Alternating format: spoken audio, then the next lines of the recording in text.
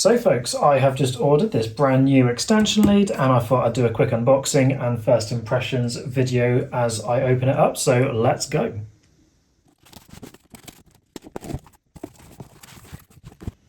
And here it is. First impressions are generally pretty good.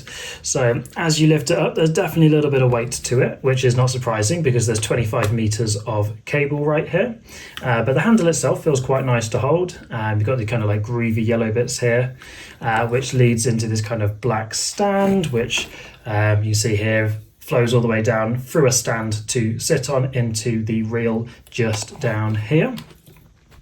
So I like the actual colour of the cable as well. You see we've kind of got this like kind of luminescent yellowy green colour, which is meant to be high visibility for kind of safety purposes. Make sure you don't lawnmower over it or something like that.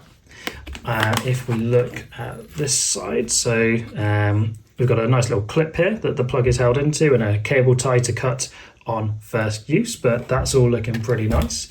And we've got this quite nice front plate as well. So 4 plugs, that looks like a power icon for when it's plugged into the mains, thermal cutout switch, an on-off switch.